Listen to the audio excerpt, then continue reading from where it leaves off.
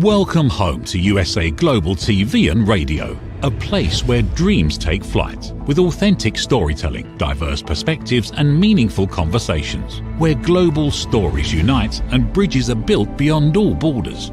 Discover world-class education, entertainment, hope and inspiration. Together, we're building bridges worldwide. Subscribe to our channel, USA Global TV. Download our app, USA Global TV. Be our guest or join our team. Visit usaglobaltv.com. Thanks to our founder and executive producer, Dr. Jacqueline Kerbeck. Music score by Yeffy Tang from Cloud Road Music. Voiceover artist Mike Porter. Creative direction by Paul Garcia. USA Global TV and Radio, your home for global connection. All rights reserved. This video and its contents are the exclusive property of USA Global TV and Radio. Unauthorized use, duplication or redistribution in any form is strictly prohibited.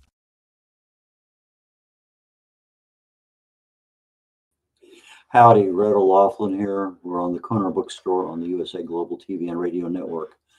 And today I'm welcoming back a former friend, literally, because he's been on the show more than a couple times, and I've gotten to know him over the years. So Doug Lawrence, Canadian author, will be 3 books here very shortly in another week or 10 days.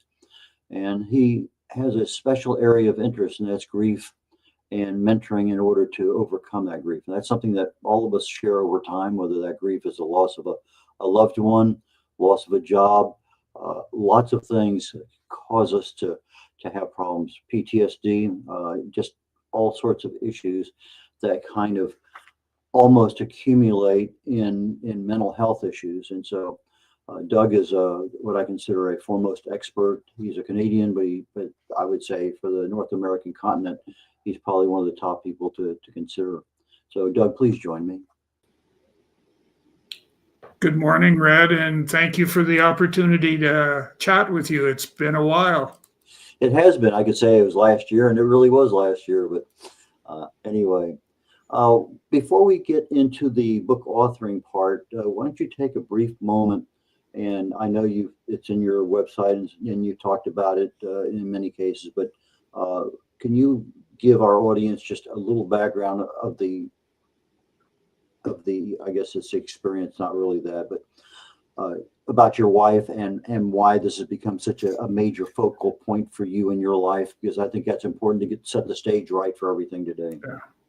Yeah, thank you. It definitely it's definitely been the inspiration, the motivation that I've needed in order to get to where I am today. But I was Royal Canadian. I'm a retired Royal Canadian Mounted Police officer, and we were stationed or posted in northern British Columbia, which is where I met Deborah, my wife, and we spent quite a bit of time. And she actually became, unbeknownst to her, she became my support structure that I needed to deal with the trauma that I was experiencing as a result of my law enforcement experience. And her plus my 2 children were very instrumental in helping me get back on track. And then just as we're starting to, develop some foundation and dealing with the post-traumatic stress, Deborah ends up with cancer and ends up actually passing away from cancer in 2021. And that started a whole sequence or chain of events where I started to experience the different things that can happen to you as a result of going through a grieving process. And I continue to this very day struggling and trying to deal with the aspect of grief and the impact and that it has on all of us, as kind of as you mentioned earlier. So that is, for me, it was Deborah is the inspiration for a couple of the books that I've written, but more in particular to one that I have written. She was the mainstay, the main reason, and I also, as a result of that, I dedicated the book to her. Okay, you have a book, You Are Not Alone, and The Gift of Mentoring. And The Gift of Mentoring was also with the co-author, Emily Hunter. But let's go ahead and get to the first one, You're Not Alone. That was your first book by yourself, right? Yes.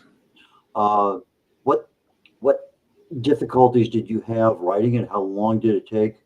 And just because authors sometimes spend 10, 20 years writing a book and it finally gets done, and then the second book comes out a year later. So yeah, that's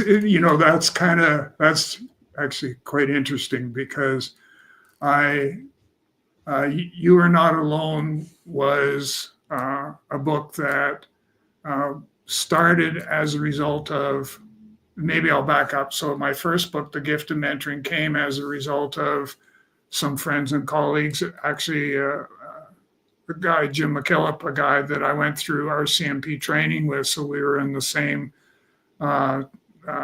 troop going through training and stuff. And so he wrote a book,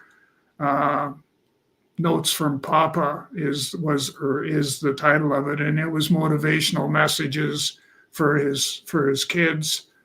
So he would send them on a daily basis and stuff. And so as he accumulated all those, he started to see that there was perhaps, here's an opportunity, Doug, for you to take all the blog articles, and I had been writing a significant amount, take all the blog articles and turn them into, kind of, as I say, smish them together and turn them into a book. And so I did that, and we ended up self-publishing it, and it went out. And what it basically was a mentoring 101. So it gave you the basic understanding of what mentoring's all about, and what the benefits are, and how it can be of value to you in a number of different sequences. And then somebody foolishly suggested that, well, gee, you wrote The Gift of Mentoring. Why don't you write another one, but write about how mentoring can be part of the mental health story? So consequently, You Are Not Alone was born, and I spent quite a bit of time writing that particular book. I went through, the aspect of I lost my focus. I ended up I had to come up with some strategy of some sort to be able to get back in gear and get writing again. And for the most part, it was setting or making sure that I set aside X amount of time every day that was my writing time. And whether I had an inspiration or not, I still sat in front of the computer and attempted to write. And if I couldn't, then I tried to do something that would help generate the motivation and stuff that I needed in order to be able to go ahead. That book went out, and it became a Amazon #1 bestseller. It became, it was a recipient of the Going Global Book Awards. It got the bronze, and it was recognized, international bestseller. Writer's block is something I believe almost all of us have. Yeah. What did you find something that was more successful than something else enable you to continue writing? Well, I did two things. The first I've sort of touched on, which was setting aside or creating that block of time every day on a daily basis. But what I also did was, and I don't necessarily say this is, a person can work this however they want, but what I did was I actually went away and I did I did my own personal book retreat, where I went away for about a week to do some writing, and away from, the disruptions, away from, it was a lot more difficult to break or to have to figure out, what am I going to do? What am I going to eat and stuff like that? Because I ended up where I went and did my book retreat it was the first posting. It was in Vermeer, British Columbia. It was the first posting Deborah and I had as a married couple. In fact, the place that we lived in, the little basement suite that we rented from one of the local people, was still there. And I was just back there just recently. I took a bit of a break from everything, and just recently, probably about 3 or 4 weeks ago. And I drove up to where the house was, and it's still there. And it still appears as though there's a basement suite. And so I used, that as my motivation to write. And it was, as a result of that, I think I wrote about 30 or 40 pages. And then from there, the writer's block that you talked about wasn't quite as significant of a disruption for me, because I think it's because of the location of where I went in order for me to deal with the writer's block. Okay, so you get your book written. Editing's always an issue for all of us authors. It just seems to be one of those ones that, but for the kinds of books that you and I both write, nonfiction, we're not looking at character development or plot or location and things like that. Did you keep the same editor, or did you edit yourself? What was the editing process like for you? It was it was very demanding. I found it challenging, but I think demanding, and it took part of the issue, I think, for me, was the fact that where I found, so I did, to specifically answer your question, self-published my first book, The Gift of Mentoring, and the editing process was very rudimentary because I used friends, family members. I'd actually utilized a ghostwriter to help pull all the content together, and that individual was also supposed to be doing some of the editing. So the editing was kind of a slipshod sort of approach to editing, I think. And then we went to You Are Not Alone, and I actually quasi self-published, but I actually was working with a publisher who basically worked our way through a lot of the challenges and stuff like that. And the editing and that, I did some of it myself, and I utilized the publisher. I worked with them to do the editing, and then since then I've moved on to a third book, and I worked with a gentleman who, that's what he does for a living, is publish books and editing, and I learned so much from going through his process that I'm hoping that I can retain some of it, so that when I go to write my next one, that it's not going to be quite as challenging as what I found this one. The deal with writer's block, I think the best information I've seen recently came from an article I read about Hemingway and his philosophy on writing. There's like 5 points or something. One of them was, don't stop writing when you're done. Always leave the writing with what you want to finish with, so that the next time you sit down, you know where you're going. And if you finish everything, sometimes you come back and you don't know where you're going. But he says, always make sure you get the paragraph, the end of the book, the chapter, whatever. Always, what's going to happen. Stop, because that's firmly cemented in your brain. So when you sit back down to write again, boom, you're there and you know where you're going. And in the meantime, thoughts can percolate in your brain as to what's going on. And I have been using that, and I found out that actually works pretty well. I'm working on 2 books right now myself. So probably one of the most difficult things I found as a publisher is that the book is written, it's edited, it's proofed, it's ready to go. Get it ready to publish, as you talk about self-publishing. And and then all of a sudden I have a problem that may take a week or 2 weeks or 3 weeks to resolve, and that's the book cover, the design. Where did you get your book covers done? How long did they take? Were there any problems getting that into the final rendition of your book?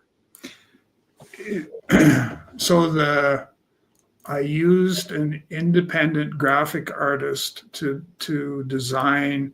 So for You Are Not Alone, I used that individual to design the book cover for book number 2. Book number 3 was much the same. It was a graphic artist who the challenge that we posed for her was that we wanted her to feed off of the book cover look of You Are Not Alone, because so then it sort of segued into the pictures. The pictures kind of, we'll call them pictures, they kind of then were energized from the You Are Not Alone book cover. And as far as time was concerned, You Are Not Alone didn't take very long. We went back and forth. Probably there was 2 or 3 of us that were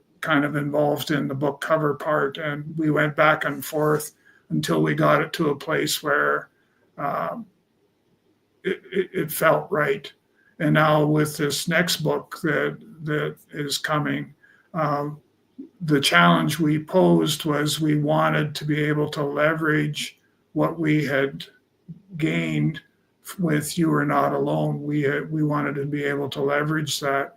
And I was absolutely blown away by the work that was done by the graphic artist in almost perfectly linking the 2 books from the cover design, linking the 2 books together. Like it was absolutely amazing what the end result was. And I know that our reading audience is going to be blown away as well, especially if they've had a chance to look at the book cover for You Are Not Alone, and now they see what the next one is going to look like.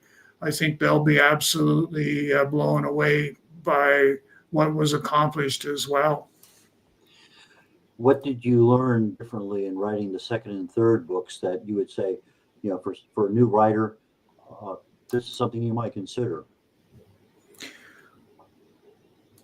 The most important thing, the thing that I took away from the two books was the fact that we need to dedicate time for writing, and that may even be, to the extent of actually sitting there in front of your computer and nothing's coming out. It's just, you're just sitting there. You still have to force is maybe a strong word, but you still have to force yourself to sit there and let things percolate, let those thoughts kind of percolate, because if you don't, they'll be gone. And that was my biggest thing, was my focus is kind of like you had mentioned earlier about, the aspect of the writer's block and all of that. I could very easily slip into that, and I sometimes think that that's procrastination on my part. Is if I procrastinate long enough, maybe somebody else will write the book for me or something like that. But if you're going to go down this path and you decide and I've talked to a lot of people who have come to me to say, okay, tell me about the writing and all that sort of stuff. And the big thing that I've said to people is make sure you sit down in front of your calendar and you block 1 to 2 hours every single day, unless you decide you're going to take a break. And then you've got to ask yourself, do I really need that break? Or can I maybe not take as much of that break, because you'll lose the synergy that you have going for you right now. You're going to lose a bit of that, or quite possibly all of it. And then you've got to recharge and come back at it from maybe perhaps a different approach. Speaking of taking a break, it's that time in our show that we're going to do a commercial break coming up here. So I'm going to see you very shortly, and we'll get back, talk a little bit about your marketing and social media, and then get into some of the content in your book.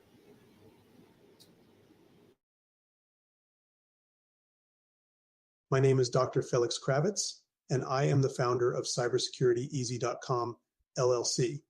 We live in a world full of vulnerabilities and cyber risks. We spend almost 4.5 hours a day on our mobile phones. It's over 7 hours of screen time daily when including computer use. We often forget that this convenience comes with risks.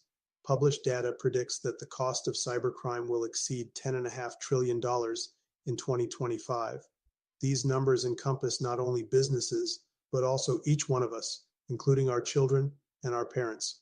In 2023, the FBI reported over $3.4 billion lost by seniors aged 60 and older.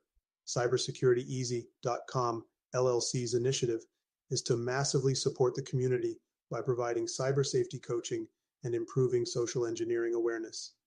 Our goal is to make social engineering concepts of cybersecurity easier to understand. We work with business teams, seniors, and educational institutions, both individually and in groups. We cover various topics from phone phishing attacks to AI-generated voice cloning, robocalls, password protection, and more using life examples. Talk to us today. Call us at 847-845-9360 or email us at info@cybersecurityeasy.com.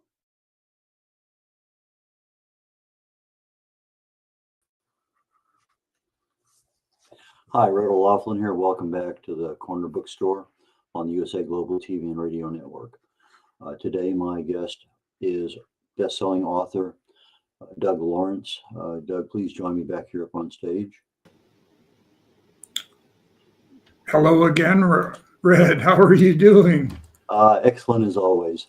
Good. The main thing that most of us have as authors is we write. We don't know how to format the book for publishing. We get that done. We don't know how to edit as well. We farm that out. And then all of a sudden the book is there. It's on Amazon. It's on other places. And one of the biggest deficiencies we have is marketing. And so what faced you when your book was done? Had you been marketing your book all along as coming out on a certain date? Or was this, oh, now I got to market my book? No, we actually, I'm truly blessed because I have my publisher that I work with. I have a publicist, and each one of them has their own team as well to be able to do various tasks. So we, as a group, as a team as a whole, we had talked about when my publicist wanted 4 months, I think it was. We had to have the book ready to go to market, but and have it ready to go to market within this 4-month window, because he needed the book at that particular time point. He needed the book in order for him to be able to work his magic and create marketing opportunities. And you go through, and what does that look like? Well, it's podcasts, it's perhaps speaking engagements, it's, interviews, it's book signings. And book signings don't appear to be the flavor of the month lately. So whether we do some of those or not, but we had picked a date for when we were going to launch, and we sort of geared all our marketing efforts towards that date. And then once we hit that date, then we tried to continue whatever the momentum is or was that we had at that particular time point. As of the launch date, we wanted to make sure we were able to continue moving forward at that same pace or faster, so that we can get the story out there. Because it's this next book has got a very dynamic and powerful message that needs to be shared, similar to what You Are Not Alone was like. But this next one is definitely one that kind of touches the heart for me anyhow. You mentioned that you were at a funeral recently, and one of the questions that was nagging at you as you were leaving was, now what? And I think that's kind of a good way to segue into some of the content of what you specialize in. That's grief and mentoring and things. So why don't we talk a little bit about what is mentoring? I think that's it's a wide open thing. Well, mentoring. But from a grief perspective, it's a slightly different use of the word mentoring, even though it's the same process. So in your context, when you're talking about mentoring, let's talk about what is the real definition of that, and then we'll kind of move a little bit into mental health. So that's the $64,000 question is what's the difference between mentoring and say coaching? And I know for me, mentoring is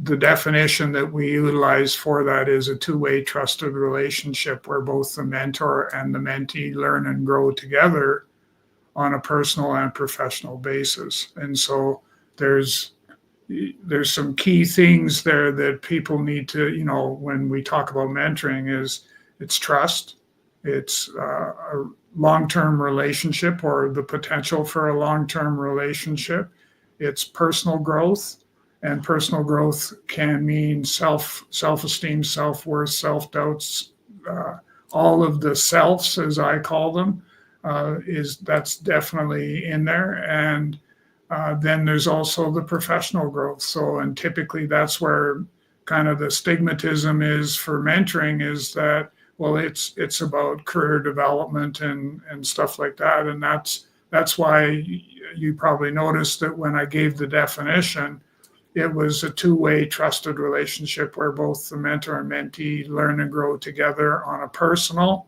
and professional basis. So it's both. And which from there we then take a look at how do we get to where we are today. And a lot of the elements of a solid mentoring relationship are contained within or are part of the support structure for mental health. And so I use a lot of mentoring process, a lot of mentoring characteristics, for lack of a better choice of words. I use different characteristics for dealing with somebody who has post-traumatic stress or somebody that is going through the grieving process because of the loss of a loved one. But when I'm looking at a coaching opportunity, I have trust in that person who's mentoring me. But in the context that you're talking about, trust is really a much more inclusive, because you're really talking about some personally emotional issues that are going on that many people don't want to share that level of emotion with others. So when you're talking about the kind of mentoring, at least that's my interpretation of what you're telling me, yeah, that level far exceeds that of a coach. Not just the mere fact that you're going two ways back and forth, but the mere fact that there's some things there that most of us don't want to share with somebody because it's so personal. And so when you look at grief, and that usually it hits us now, if my 96-year-old great grandmother is passing away and she's been sick for 10 years, I kind of expect it, but if all of a sudden my 47-year-old daughter, was killed in a car wreck on the way home, that's a totally different aspect because it happened so quickly. So that timing aspect, I think, is something that can really exacerbate that level of grief. What have you seen? Yeah, pretty well much the same as what you've described, is that, where you have that 90 some odd year old grandmother or mother for that matter, the expectation is, especially if there's been health issues, the expectation is that, we're going to have a death in the family at some stage, and we just need to be prepared for it. Versus, kind of what I went through with my wife, Deborah, was, she was in her early 60s, very early 60s, and you don't, that wasn't in the playbook whatsoever as to this was how our life was going to evolve. We still had lots of living to do, and we still had lots of places and people that we wanted to go and see and interact with, and those had been stolen away from us.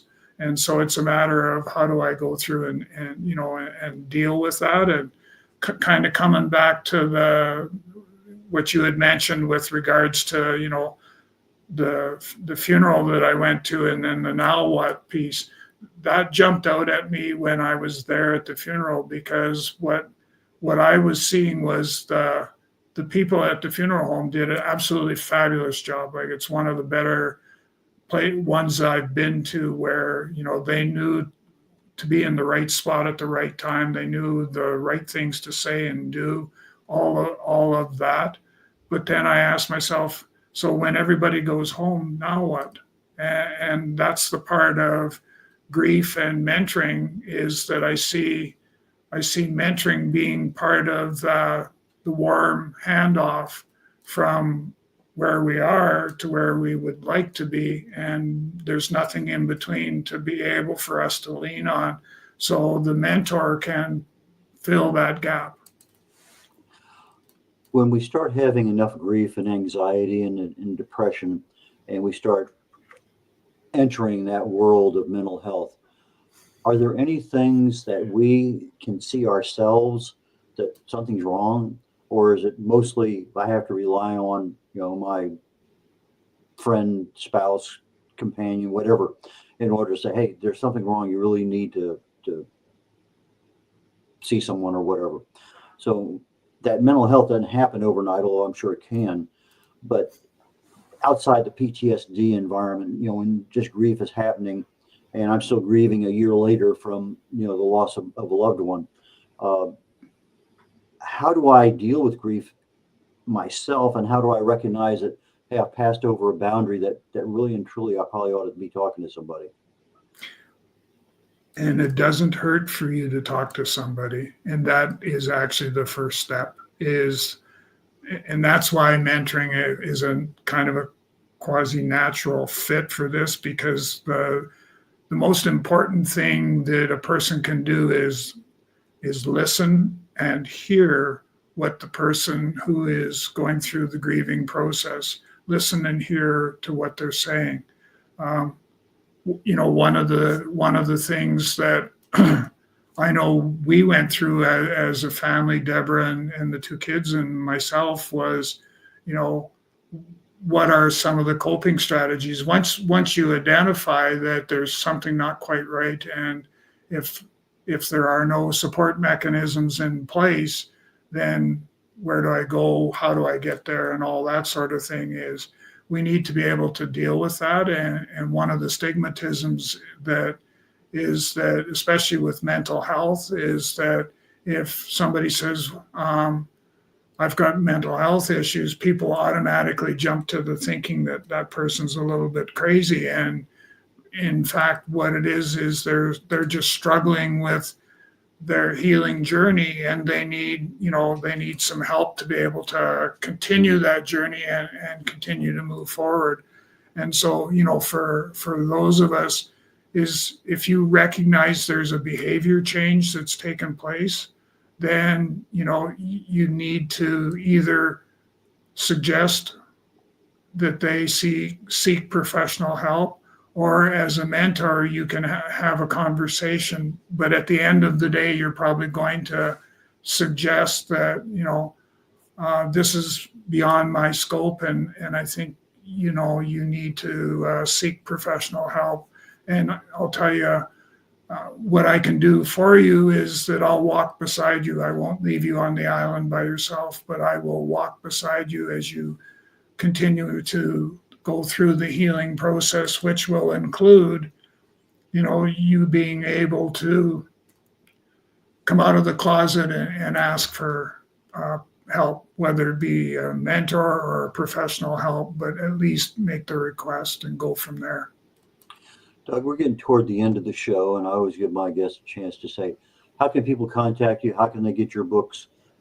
And who is a good client or confidant in this particular case for you? Pretty much anybody that is going through the pain and suffering of the loss of a loved one, especially when we talk about grief and that. And it's much the same for individuals who have experienced post-traumatic stress. The thing to remember is that I've walked in your shoes, or I've walked in those shoes as well. And as a result of that, you'll see on the screen there the book Grief, the Silent Pandemic. That's book number 3 now. And this particular book will launch April 20th, 21st, thereabouts. So you can get a hold of me through email, so doug.lawrence@talentc.ca, or visit my website at www.talentc.ca. Excuse me, and I'll get back to you as quickly as I can. And that can be for whatever the reason. If you just need someone to talk to and you haven't had the greatest of success in tracking someone down, reach out to me and we'll have a conversation and we'll go from there. Okay, Doug, for our audio audience, Doug, D-O-U-G, dot Lawrence, Lawrence, at talent, Talentc, C as in cat, .ca. So with that, I'm going to go ahead and conclude our program today with Doug. Thank you so very much. Best-selling author, new book coming out in about 10 days. And I look forward to our next visit. Thank you very much. Thank you for this opportunity. Yeah. And I have 2 more shows coming up shortly. One is I'm going to find extremely interesting because I'm emotionally and financially invested in our next guest. He's been working with me now for almost 8 months on getting my books into various bookstores around the United States. And I got a pleasant surprise just literally yesterday that 2,000 of my books have been sold. And that was just, well, I was kind of expecting it, but when it comes, it comes. And that was really and truly a surprise. But so the next program is called The Wise Ones. It's on every week, basically right after the show, The Corner Bookstore, noontime Central. And the topic today is going to be about authors, but it's going to be about the business of how can you maximize your sales and your time and your effort to see a real return on your investment come back from what your pride and joy is, your writing. Immediately following that, I'm changing my routine a bit. Typically, I talk about on Talking Heads, which is 1 o'clock Central, also here on the USA Global TV and Radio Network. My Talking Head show usually deals with some aspect of health and wellness. And I've been doing lately, the last several months, what would I do? You know, if I had cancer, what would I do? If I had this, what would I do? Well, I have an opportunity to kind of go down a different road today. Usually on Talking Heads, there's no guests. It's just a show I put on by myself. But I decided that an opportunity is available time-wise, and I'm going to have my daughter join me today. And we're going to talk about, from a father-daughter perspective, life and health. You know, she just became a grandmother, a little over a year ago. And it's just, you know, as we age, different things happen in our world. And it's nice just to be able to talk to somebody a generation younger and just have a conversation. So that's my focus for Talking Heads today, is father-daughter discussion on life and health. Please look on my website, redolaughlin.com, Red, R-E-D, O'Laughlin, O-L-A-U-G-H-L-I-N, for my books. I'm a researcher.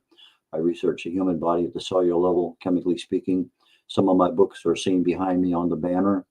And my website is still got 1 or 2 little tweaks, but it's basically a functional website. A lot of good information there with regard to me, my availability, and with regard to my book. So with that being said, please join me on The Wise Ones. And if you don't have a chance, we can be found on YouTube on USA Global TV, and just go there to the archive and pick out any one that you want. So with that, take care. Bye, y'all. What if one simple skill could change the way you connect with the world? What if listening could open doors to deeper relationships, stronger businesses, and a better you? Dr. Jacqueline Kerbeck, the Listening Mentor, brings you USA Global TV and Radio, a space where voices are heard, ideas are shared, and global communities thrive. Through the elevated listeners' courses and books, you'll master the power of listening, set boundaries with confidence, and transform conversations into opportunities. Join us. Listen, learn, elevate. Whether you're a leader, a coach, a business owner, or someone seeking stronger connections, your journey starts today. Subscribe, learn, and transform today. Thank you, viewers and listeners of USA Global TV and Radio, for joining us today. We're honored to have your time and attention as part of our global community. At USA Global TV and Radio, we believe in the power of authentic conversations, meaningful connections, and creating a world of possibilities together. Want to be part of something bigger? Join our team of elevated listeners at usaglobaltv.com, a space where your voice matters and your ability to listen transforms relationships. Stay connected with us across all our platforms for thought-provoking discussions, expert insights, and empowering stories. Subscribe to our channels at youtube.com/c/USA Global TV. Follow us on social media and explore the endless opportunities we're creating for growth, learning, and inspiration. Together, we're not just broadcasting, we're building bridges and changing lives one conversation at a time. For inquiries, contact us at info@usaglobaltv.com. Music by Johnny Dies. Produced by Executive Producer and Director Dr. Jacqueline Kerbeck.